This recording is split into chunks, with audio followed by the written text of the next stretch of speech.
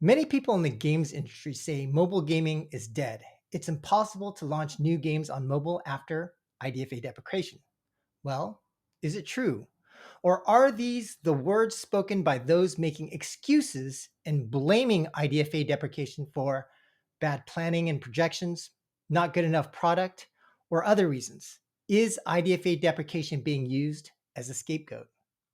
Today, on with us on the podcast to discuss this issue and more, we have first Aaron Friedman, CTO at Singular, a leading mobile measurements platform or MMP provider.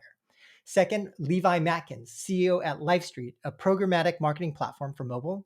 And finally, Warren Woodward, Chief Growth Officer at Uptick, a games growth marketing services company. Stay tuned for this controversial discussion. You're not going to want to miss this conversation.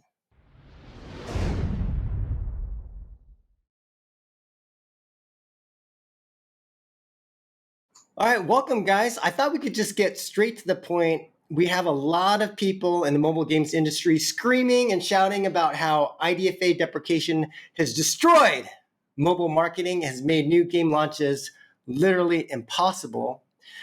But in private conversations and in a lot of talks with other game industry executives, I'm hearing this kind of counter narrative, which is more whispered, or I actually heard from you for the first time, Warren, that actually maybe IDFA deprecation isn't having as huge of an impact as some people are saying, and maybe it's a narrative to hide possibly, bad accounting, bad projections, things like that. And so I wanted to go back to this conversation we had before, Warren. Maybe you could explain kind of your perspective on IDFA deprecation and what you believe is the actual reality on the ground. Sure, and it's really great to be here with you guys today. Had a lot of fun last time on the podcast, and we have some awesome guests here today with Levi and Aran. So it's gonna be fun. So yeah, I mean, I guess to kind of sum up our perspective in it, at Uptick, we have the luxury or vantage point of working on a number of different games with small developers, large developers, and also just talking to a lot of people. So we hear these narratives: UA is dead, iOS is dead, Facebook is dead, it's all dead, just give up. But it has really been, I'd say, at our assessment, just a lack of big companies specifically being able to adapt quickly. Being a startup, we have, I think, a little more autonomy and kind of pivoting our focus. So yeah, I mean, in short, we do about 2/3 of our buying on iOS right now, higher profit margins, higher scale. And it didn't take rocket science to figure out a viable workaround. You just need kind of a fresh approach, cross-disciplinary approach, using some engineering resources, some data resources, some UA expertise. But yeah, it's what I always tell teams is you don't need to use us. You can just, if you have the right kind of cross-disciplinary squad, you can stare at the problem for couple days, couple weeks, and figure out some viable workarounds that work for your business. I know teams like Singular have obviously been building in this area. So yeah, I think just don't listen to the narratives. There's plenty of viable ways forward. It's actually a super easy time to buy on iOS once you get tactics, less competition, lower CPMs. The math works in your favor. So I guess I'll just baseline it at that. Levi or Aaron, you want to jump in here? What do you guys think? I think with most things, it's complicated. And there is a tendency to just kind of scapegoat one particular narrative. Has IDFA deprecation had an impact? Totally. Is it as much as people make it out to be? I don't think so. I mean, I think if you were a huge, platform, you've seen some real, big effects of this. I think Eric at Mobile Dev Memo wrote a really long article on kind of analyzing public companies, earnings reports, and things like that. And he definitely saw that. But also I think a bunch of other stuff is happening, namely rising interest rates in the world is having a pretty big knock-on effect. You see just companies are really, really focused on profitability now and less kind of willing to invest in R&D. I mean, you see a world coming out of COVID restrictions, so you kind of potentially have customer fatigue going on. So I think there's a lot of stuff actually happening. I'd kind of echo Warren a little bit in saying that, the majority of our buy-in is still on iOS. We still see a bunch of success. And yeah, CPMs are significantly down, but it all kind of nets out in the wash to where, savvy developers are still able to spend effectively. clearly there's a massive impact to the whole sector, right? But that's very different from, does it have to be an impact to you in your business, and can you work around it? So Right. two separate topics. And Levi, maybe I can ask you a follow-up question before handing over to Aaron, which is, when you say interest rate increases having an impact, are you saying that because of interest rate increases, that's leading potentially to, recessionary kind of effects on the macro economy, leading to less consumer buying power? Or how are you, what do you mean specifically by the interest rate increases? Yeah, I mean, certainly there's that trickle down consumer, but I don't really put too much credence on that at this point, actually. I think it's Mhm. more in terms of how companies are willing to invest capital. I mean, you see it too Okay. with just public companies that are currently profitable but see an opportunity, and they're taking advantage of that narrative to say, hey, we really need to tighten our belts and focus on profit, and that's what public markets are rewarding right now. Sure. I think to that point that you're making, Levi, I do hear anecdotally a lot of companies are shifting from like new game development to existing games, live ops, things like that. But Yeah. Aaron, what do you think? What's your take? Yeah, and again, thank you for having me as well. It's pretty awesome to be in this forum, and just kind of extending on what everyone said. It's complicated, and definitely we see success stories in iOS, and like some of you have mentioned, they're the ones who are not necessarily publicizing it that much, but they're like sophisticated advertisers actually doing very well on iOS, and kind of saying, we see it as kind of they actually like the narrative that UA is dead on iOS because it's actually more opportunity for them, right? So definitely have been seeing that for sure. So yeah, I would agree with kind of that point around like it's not that UA is dead; it's just a bit different on iOS. The thing, though, just to add the debate there, is it really is different, and you need the resources sometimes, or you need to learn really, how to deal with it. It's not the ones who've just tried to. I think we've seen like multiple types of advertisers out there. They're the ones who just try to do everything the same way, exactly the same way, didn't change anything, and just saw plummeting performance without, like doing the actual work of like adapting to the matter. And exactly like Warren said, we did see that the adaptable companies, and it's not rocket science out there, right? It's like just doing the work, figuring out like the new kind of mechanics, basically, figuring out to adjust, definitely find their way to find success. And we also saw the companies who kind of said, you know what, it's just too complicated for us. So we're just not going to advertise in iOS. Literally, like dropping the spend completely, focusing more on Android, seeing kind of the CPMs kind of growing there and kind of making it more difficult, but kind of just afraid of like tipping the toes in the water. So, it's just like a mix of experiences and, I don't know, like risk analysis, I guess, for companies, and really resources of how much they want to invest. I do think it's an opportunity, right? For the ones who have the resources or want to kind of learn and adapt, it's a great opportunity for them.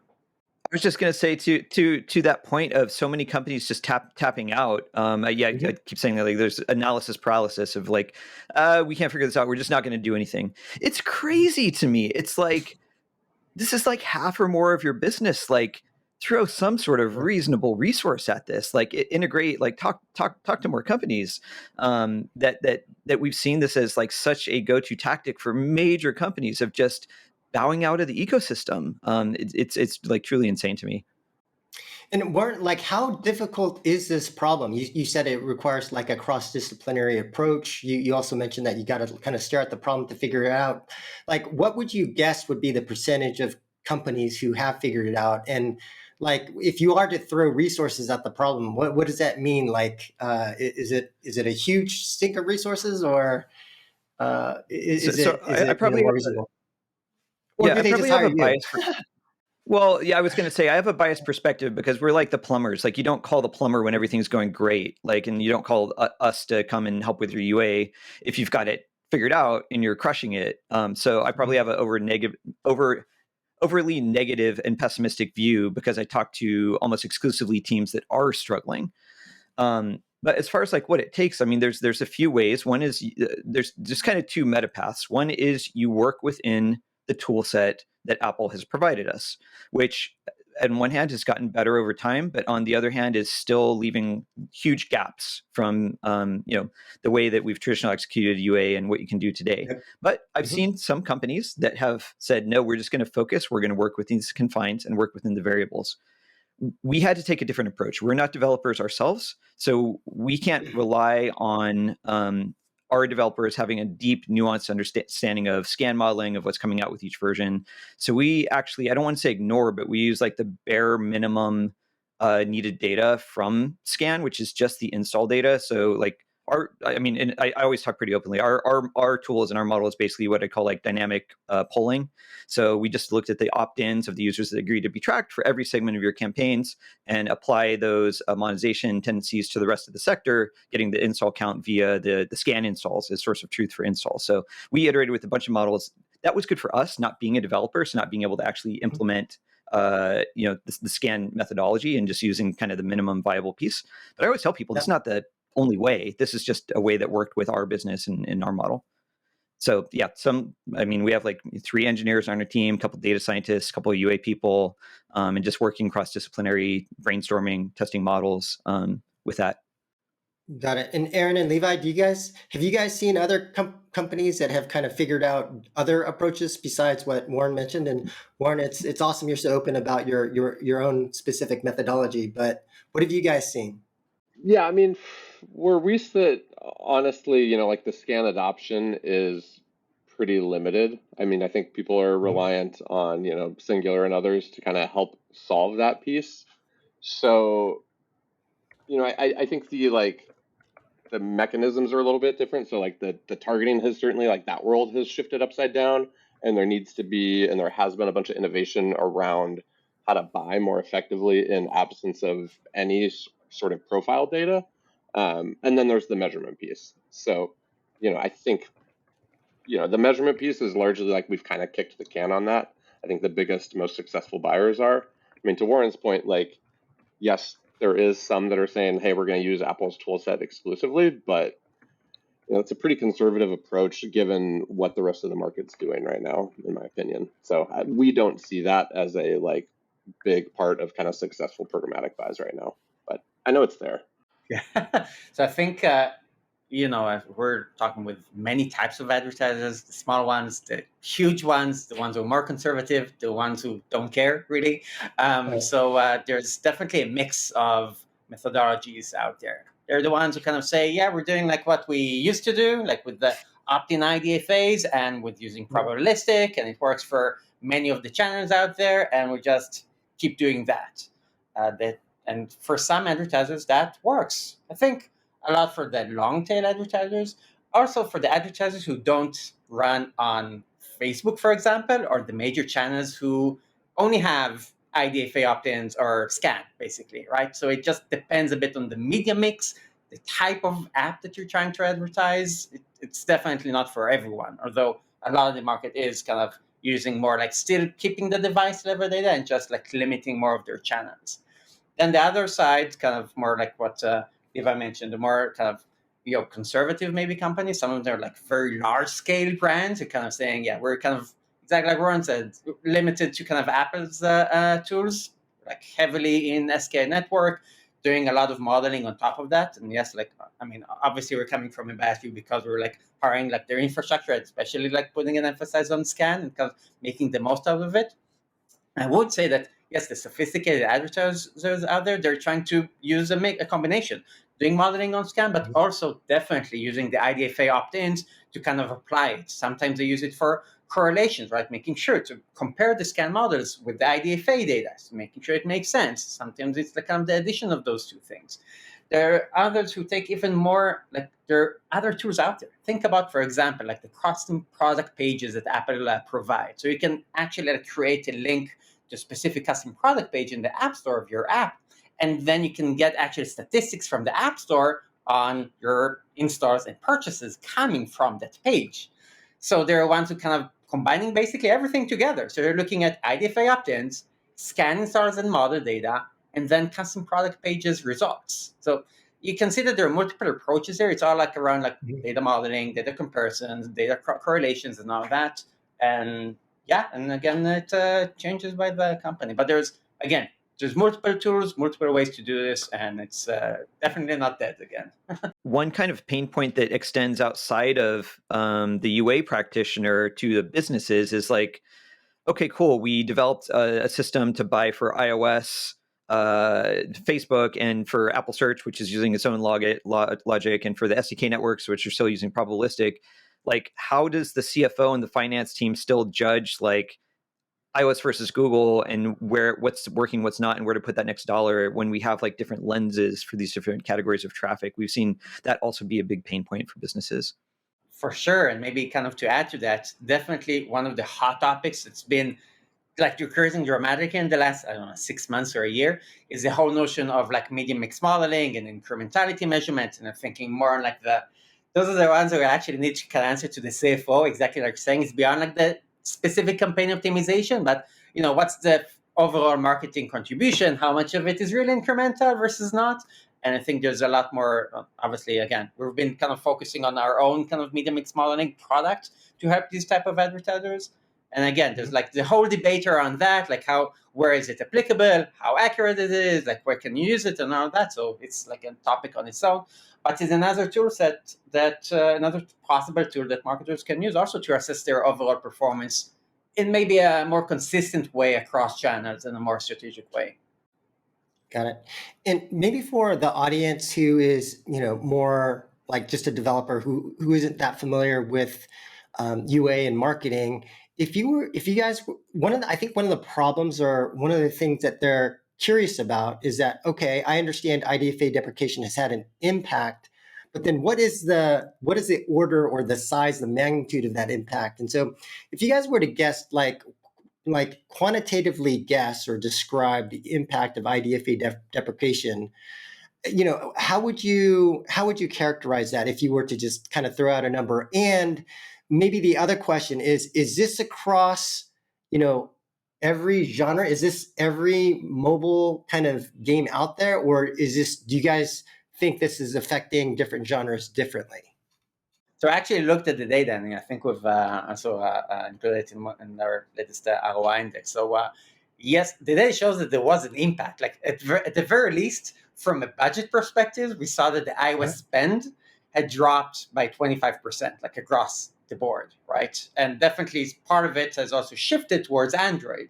Now, this is already from like 2021 from the beginning. It was a pretty dramatic drop. Like literally some companies have mentioned just like pause everything on iOS, just wait and see what happens. So it was that kind of paranoid kind of feeling.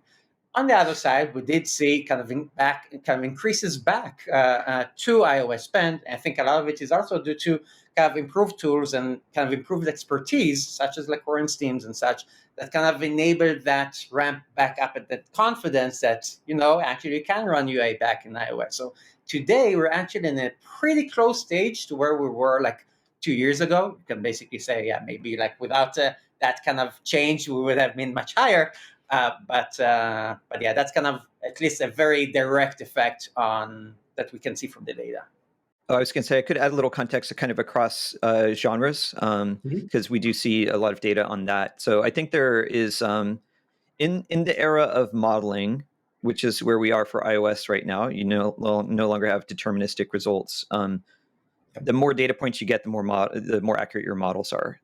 For whether you're using Scan, whether you're using a tactic like Uptick does.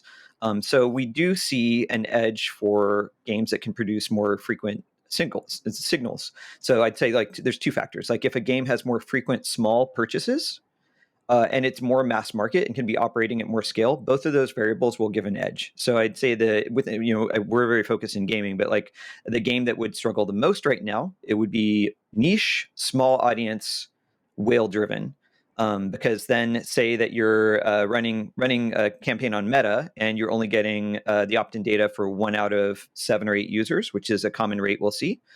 Okay, well, if you only have like a 0.5% payer rate in your game overall, and you're only spending $50,000 a month, like you're going to get very little data to populate models. So I think that we do see some, and our biggest breakaways have been leaning more casual or leaning more mass market if it is a more hardcore game, like maybe it's got a major IP, some other reason it's got broad appeal and can be larger scale.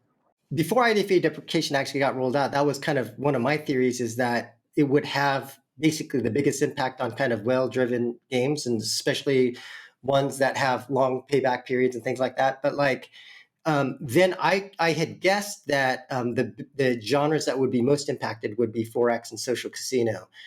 Do you guys believe that to be true? But then at the same time, we're still seeing some social casino companies, or I don't know, I haven't really looked at them that carefully, but like, certainly SciPlay is still top 10 in the US at least, and things like that. Would you guys agree or disagree in terms of those two specific genres, or do you think there are other genres that are more heavily impacted?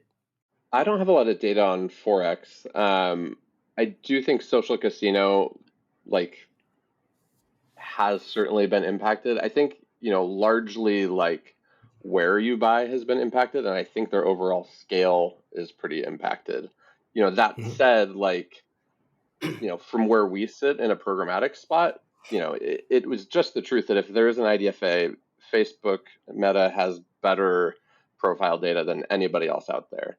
And if they don't get to use that, those users are still there, and they kind of just fall down to others, like us in the programmatic ecosystem, that are able to kind of buy a little bit more on averages and swoop them up. So for us, we haven't really seen an impact for that genre specifically, but I suspect there's some pretty broad impacts in terms of like where they can buy. It's almost like, in some ways, I kind of was thinking about this earlier, it's kind of like buying TV ads in a way, where like, if you looked at it and it was like Supercell could buy a Super Bowl commercial, and presumably, yes, they were printing money, but presumably that worked for them as well. And, there was enough sort of like broad mass market appeal to make that work for them. Would you see a super niche game getting good ROI on a TV commercial? Probably not. And that's kind of like a little bit of like where we've kind of gone back to in some sense. Right. And Aaron, you had mentioned that, the industry initially saw kind of a pullback on iOS budget, kind of shifting over to Android, and now it's kind of back to levels from 2 years ago.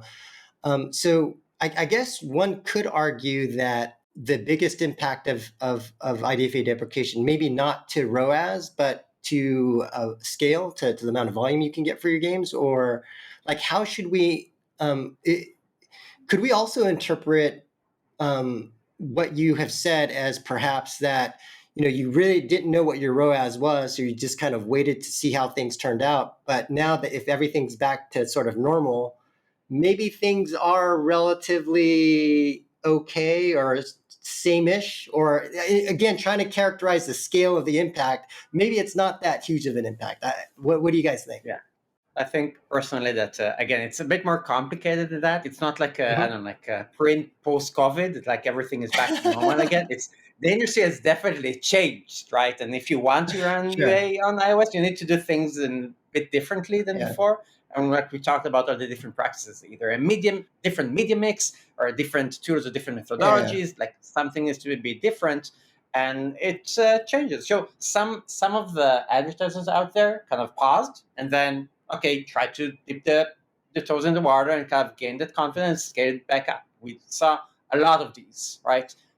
We saw the ones that are still not in iOS, right? And they're still cautious and kind of push their strategy to Android. And I completely agree with what Warren said kind of in the beginning. That sounds a bit crazy to me because there's so many opportunities there, but it's still the case. I do agree. You're not trying to, like you're saying, you're trying to assess kind of the scale. I think it had an impact on the industry. There are ones who kind of, just like back off because of that, and they just don't go there, and that's are still apparent. But there are other ones who kind of, adapted, figured things out, and they're kind of scaling back a bit, and even like with higher scale than before, because they're seeing more opportunity there for them, right? It's less competitive. So it just differs by the advertisers. So maybe like the averages or like the total spend kind of, it seems like it kind of dropped and came back, but it's not like all the advertisers are like in the exact same state, right? It just shifted to the ones who are like seizing the opportunity versus the ones who are just like, I don't know, like wait and see, and or just like gave up on it completely. Right. So there are winners and losers, is what you're saying. That's for sure. And part of it is kind of tying it to the genres. Like some genres were definitely impacted more than others. I definitely agree with kind of Warren's characteristics of these genres, but they're the ones kind of who kind of said, you've mentioned kind of SciPlay is kind of SciPlay were like they're a great company, also a customer of ours. So not commenting on them specifically, but they're companies who kind of said, regardless of like maybe they were impacted a lot, but they've changed things and like tried to work in a different way, and they found success, right? So, and they're the giants who maybe are less impacted, but they didn't adapt at all, and they still kind of saw kind of that impact in a different way, right? So it just differs by company.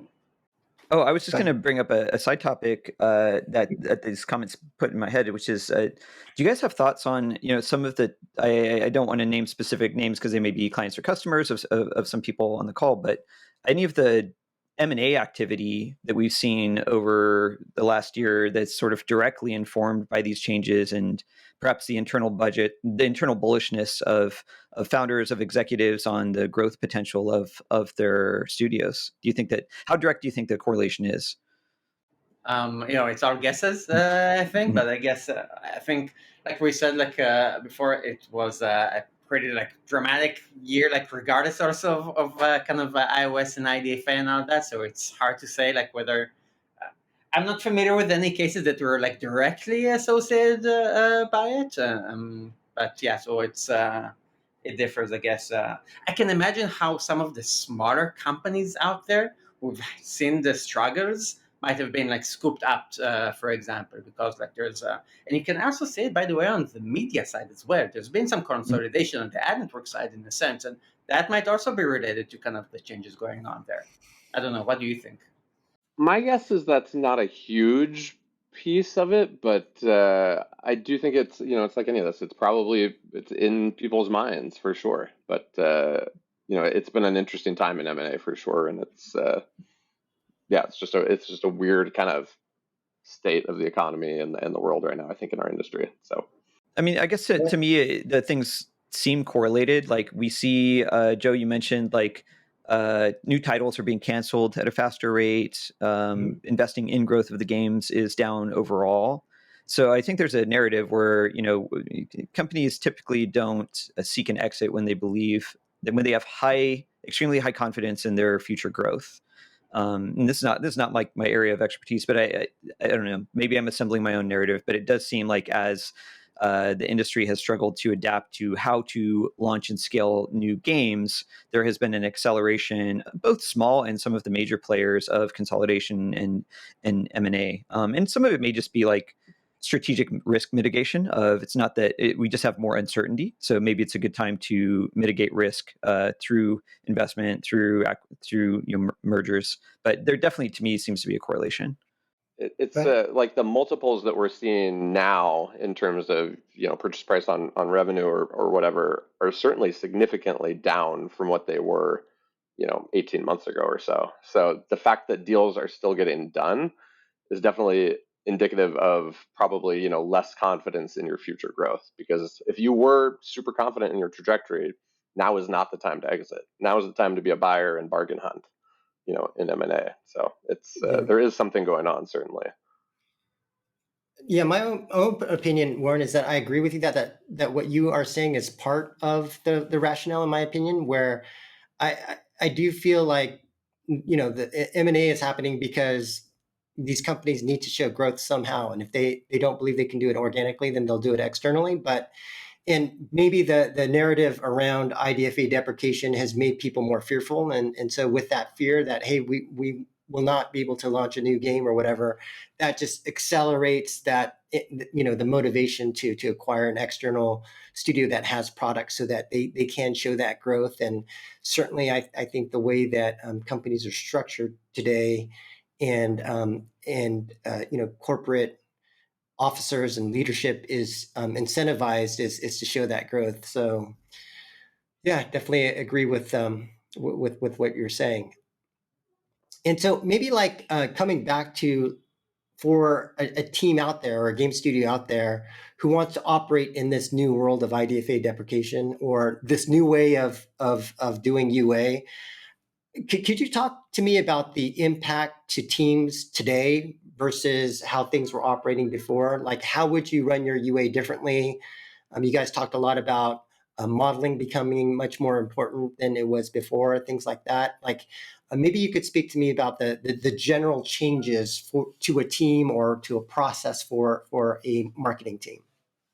I think the tough thing right now is often investment in a division of the business for a more mature company is a byproduct of revenue or profitability. So there's a bit of a vicious downward spiral happening right now where if you want to solve for this, you actually need to short-term invest more resources in your growth marketing org. It might mean new hires. It might mean that you need to take some of your engineers working on engineers and data scientists working on other part of the business and say, hey, you're sitting on the UA team for the next 6 months just working on this problem. It also means that teams are having to cut their budget for tools that could help them. So it's really tough when businesses answer this by saying, okay, well, UA team, you're actually gonna get less resources to solve your problem. And I think like ultimately, like there's going to be, you have to make some sort of short-term investment, like whether you work with a third party, license some tools, put engineering and data science resources on solving this, or just time getting to learn, Singular's resource systems for this, or what the measurement provider you're working with, or doing research for tools. So yeah, you do have to make some sort of investment to solve for this, but I don't think it's as outsized as people want to believe it is. We're trying to, again, as an MMP, we live in like the approach of like trying to provide the tools to anyone to kind of start in like model. So even if you don't have the internal resources, we're trying to basically be the company to provide you the tools regardless. They're the ones who like have like large data science teams dedicated to EA already, and they just want to have the data and the best signals, and kind of we're funneling it to their DB, and they're building kind of crazy models on top of that. And they're the ones who kind of don't want to know all the data, just want the bottom line, just seeing how their campaigns, like making decisions. So we're trying to kind of provide the tools for all of them, like across the board. So I think it depends a bit on, again, like the scale of the company and whether they have the resources or not. But we're trying to, in a way, like still kind of provide the best tools to each one of these scale. And yes, despite the fact that kind of the UA has changed, still make sure that all of them have the right tools to continue to do that. Yeah, I agree with that. I mean, I think by the time they get to somebody like LifeStreet or another programmatic platform, they've usually figured a lot of these things out already. If they haven't, they figured that out on their Facebook buys or their Google buys or wherever earlier. And so we're not seeing, honestly, like from where we sit, we don't see a ton of team disruption. There's certainly different focus, on modeling and what everyone's saying here. And then, we obviously see more focus on creative and people sort of doing more, contextual kind of analysis that they can too. So that's certainly changed. And, where our teams are focused is it's so much less on like how to enrich profiles, which was, 3 or 4 years ago, and how to derive excuse me, better signals that we can give to our models and more compelling ad units and things like that. And maybe I could ask you a follow-up on that, Levi. When you say there haven't been a lot of changes to teams, and maybe maybe it's just based upon anecdotally the people that I know, but it does seem like some of the changes I've seen are that some of these UA teams have gotten a little bit smaller, in that it seems like, at least with smaller studios, there's more of a reliance on external folks like Warren or Yep. Other external consultants, rather than having anyone internally. But like, is that not, well, one, do you guys agree with that, or is that just a few anecdotal data points that I'm seeing that I'm overgeneralizing? And two, if that is true, then is that an impact of IDFA deprecation, or was that just a general trend happening regardless of IDFA deprecation? Yeah, that's a good point. I mean, I think you certainly are seeing smaller teams able to get more done, in my opinion. I wouldn't put that squarely on IDFA deprecation, though. I think we were kind of seeing that, already. There were the days of, working with like 100 different ad providers are in the past, and I think that was happening already. And I do think the IDFA deprecation probably accelerated sort of that consolidation a bit. I don't know how directly related those are, though. Yeah, I'll just tag on here. I mean, I have a lot of friends that work in the UA field. Like that's how I came up, and I have never seen more extremely talented, smart people unemployed, looking for work, than I have right now. And Joe, you mentioned in the notes for as we were planning for this that you're seeing a lot of people move into related disciplines. I've definitely seen that.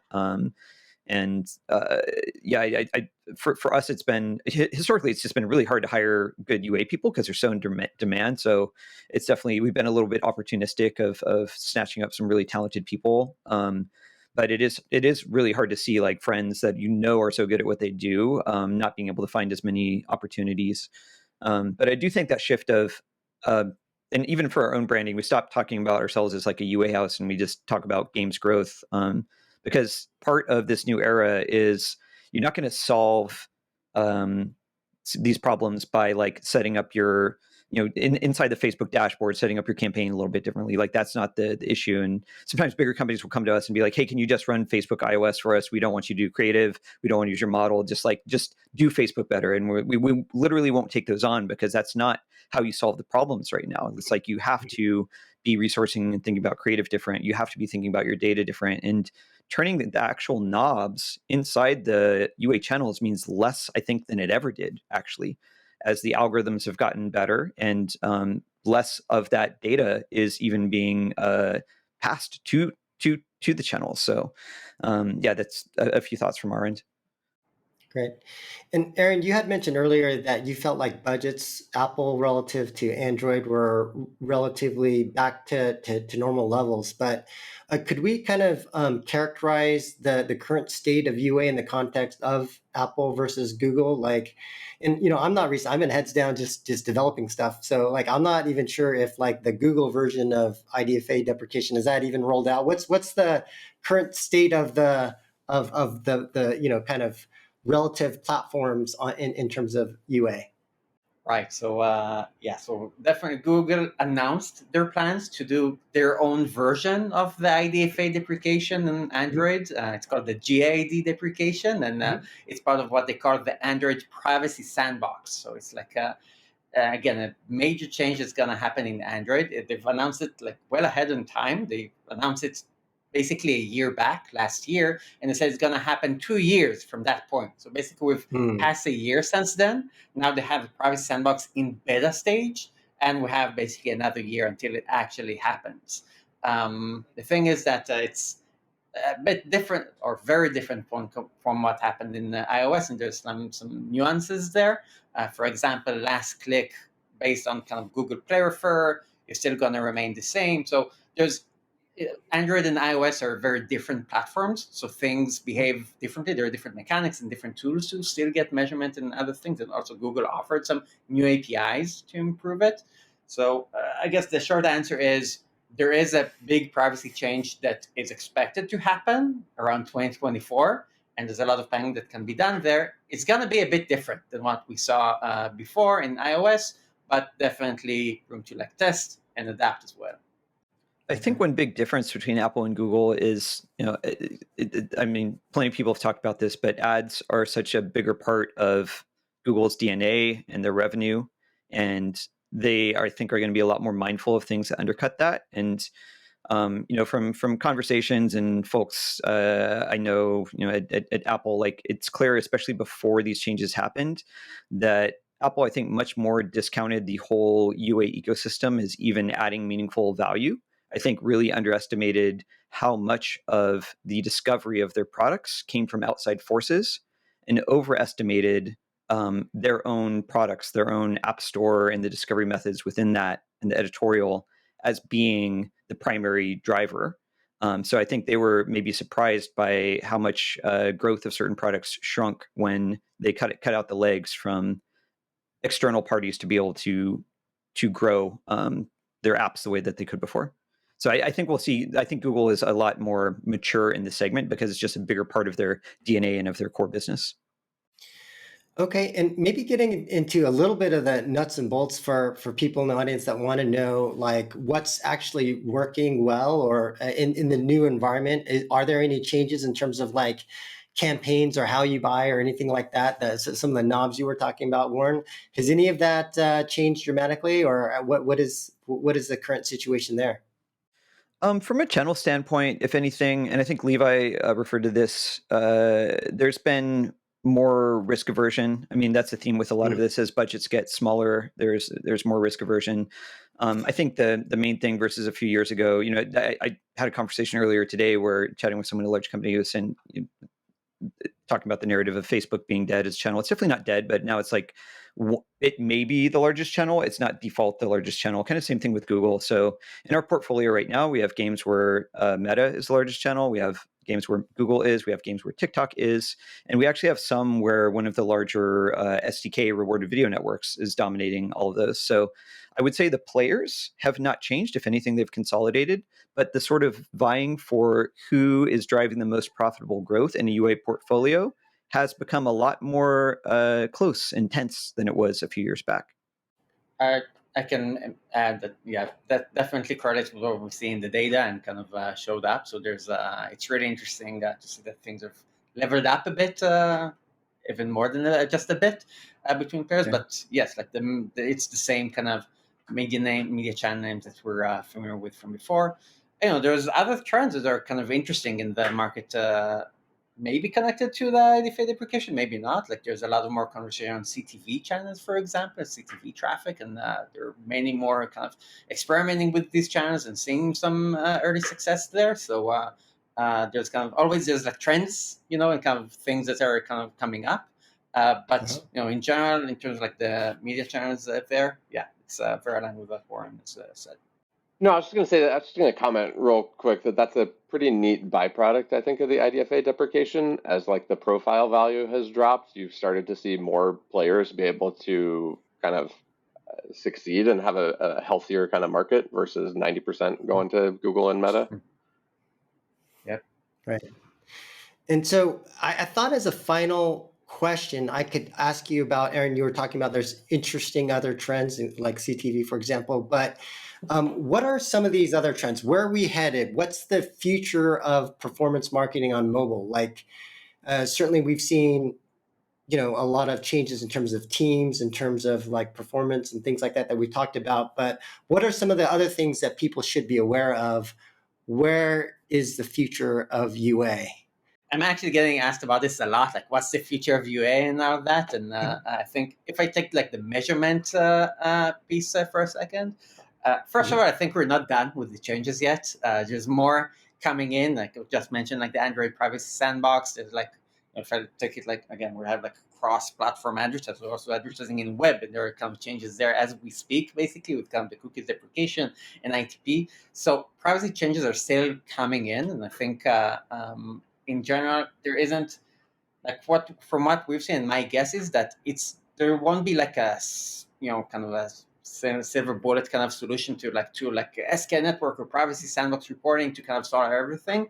It's in a way, I come from the technology side, so for me, it's kind of like an exciting challenge. There's like many tools and signals, and part of the challenge is now whenever you run a campaign or kind of look at your marketing efforts, there are multiple ways to kind of assess things, right? And the multiple tools that you can add. So I think in general, things are gonna get a bit more complex. Like take SK Network version 4.0, for example. The latest kind of upgraded to Apple release for SK Network, tons of changes, tons of features, but also a lot more complexity, more randomness, like all kind of things are going on there. It's not like, Scan4 is now going to solve everything on iOS. No, it's going to provide more features, more tools to play around with, very exciting for people like us to kind of experiment with. So, but, again, exciting feature, a lot of changes, a lot of kind of new opportunities, but also a lot of complexity, and it's probably going to continue for us. I don't know what others think here. No, I mean, I'll certainly echo what Aaron's saying on kind of like the mechanics of measurement and all that. I think it's certainly clear, with the Google privacy sandbox changes coming, Apple not being done, we're not done talking about this stuff at all.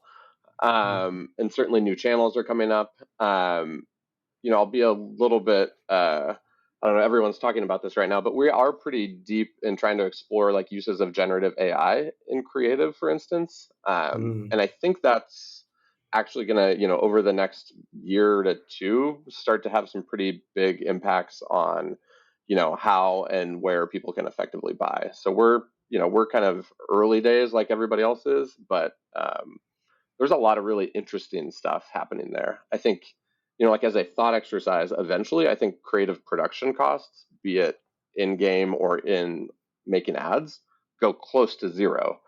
And then you start to think like, well, what does that mean for what I can do in UA? And there's just a lot of possibilities that kind of start to open up. So that's kind of where our heads are at right now, at least on that front, in terms of like looking a little bit farther out on what might be new and exciting. Right. And Levi, that application that you're talking about in terms of using generative AI for creative, how far off do you think we are from that? Is this like months? Is this a year? How far away? We're using it right now in creative. Oh, okay. Okay. So is it a little bit, it's new, it's early days, we're seeing good results. But I think it's changing, right? So, like the text-to-text models are coming up with really interesting, good stuff right now. I think, text-to-image is a good part of designers' workflow right now. I think we will eventually see text-to-video start to be viable. We're not there yet, certainly on video, but that's coming. All right. Warren, you want to round us out? Yeah, I mean, I guess where are things going? What am I thinking about? I mean, to some degree, like the main topic we gathered to talk about to me is it's almost like a non-issue. It's essentially like a solved problem if you take the time. I will. I don't want to shill too much, but I will do a quick plug. We recently brought our software side out of beta, so we're now just have teams like licensing the same software we've been using for our iOS work and the rest of our platform. But as far as like where we're focusing our time, it's actually a little more on the product side and like where is gaming going, what are the next breakthrough titles, and how do we adapt for them. So anyone who follows me and my company knows like we've been really deep in Web3. Like it's a bad market for all things crypto right now in general, but we do still think like games that use Web3 elements as part of their economies, there will be breakthroughs there, and being ready to launch and adapt to those and measure those. Similarly with cross-platform, I think a lot of leading games, like the idea of mobile and PC games, is going to be a non-topic, 5 years from now. And so we're really trying to adapt for some of these leading edge products. Like we have products in our portfolio that are like, we are mobile to PC crossplay, and we have IAP, ad revenue, and on-chain marketplace economy. I spent $1. What's my return on iOS? It's like there's these really complex problems to be solved, and that's from R&D perspective on our team side. Like that's kind of where we're focused now. It's like, what is the next big innovation that's going to drive breakthrough hit games, and how can we be ready to have a strategy that works while maybe it takes some larger companies more time to adapt of product offerings for these new segments or kind of combinations of